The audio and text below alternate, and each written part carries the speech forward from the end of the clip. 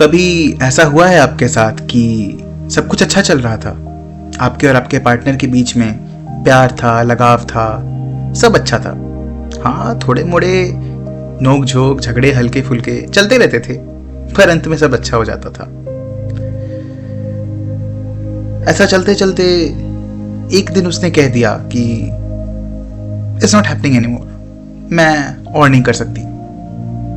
और बस इन चंद लफ्जों में रिश्ता खत्म हो गया। वो सारी बातें, वो सारे पल बेकार हो गए, बेमतलब हो गए। आप कंफ्यूज रह गए, दिल टूटा, आंसुओं ने नींद चुरा ली। और सवाल ये था कि आखिर क्यों? ना आप बदले थे, ना कोई बड़ी गलती की थी, फिर भी वो चली गई। क्या आपके साथ भी ऐसा हुआ है?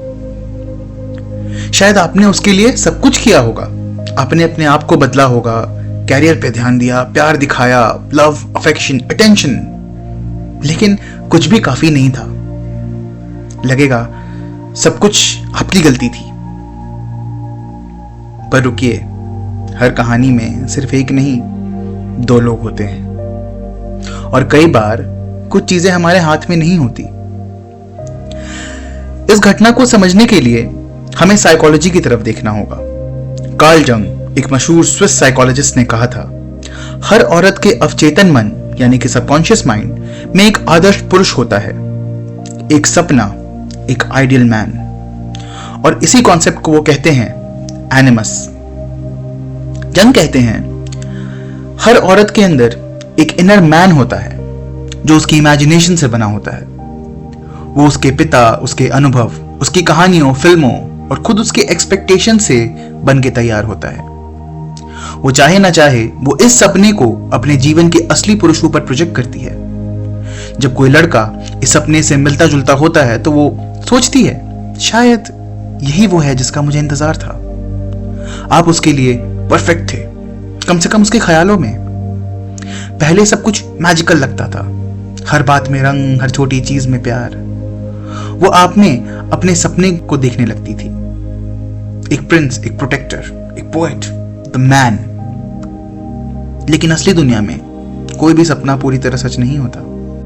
उसे पता है कि आप शायद वो नहीं जिसका प्रोजेक्शन उसने अपने दिमाग में बनाया हुआ है, मगर आप उस प्रोजेक्शन के काफी क्लोज हैं।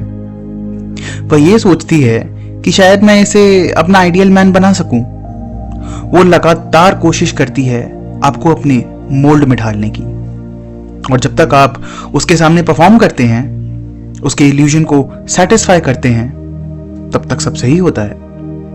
जैसे ही आप अपनी रियलिटी एक्सप्लोर करने लगते हैं, जब आप खुद जैसे होने लगते हैं, तो उसका ये सपना टूटने लगता है। उसकी जो फैंटेसी वर्ल्ड है वो खत्म होने लगती है और रियलिटी उसके सामने आने लगता है।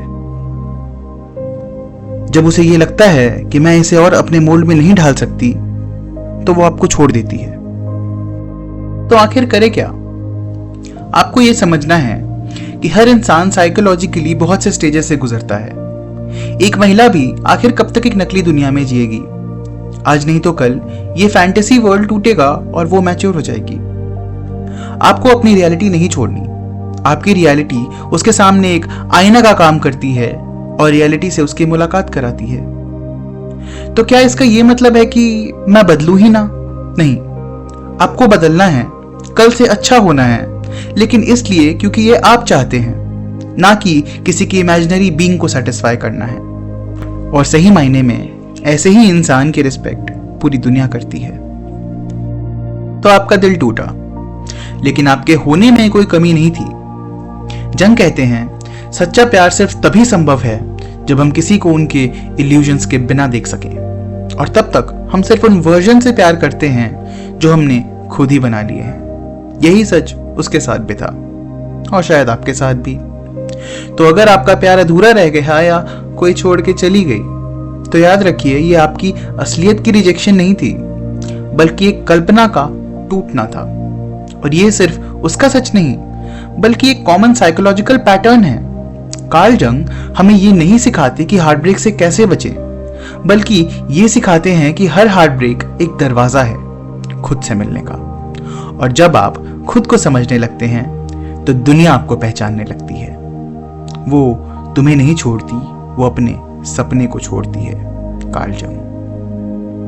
अगर वीडियो अच्छा लगा तो इसे लाइक करें और आपके साथ जो भी बीता है वो आप कमेंट सेक्शन में जाके कमेंट कर सकते हैं। वो क्या है ना कि अगर दो लोग सेम दर्द से गुजर रहे हैं तो आपस में शेयर करने पे उनका दर्द थोड़ा कम हो जाता है। ऐसे और साइकोलॉजिकल ब्रेकडाउन्स और फैसिनेटिंग थॉट्स के लिए मेरे चैनल को सब्सक्राइब करें। Thank you so much.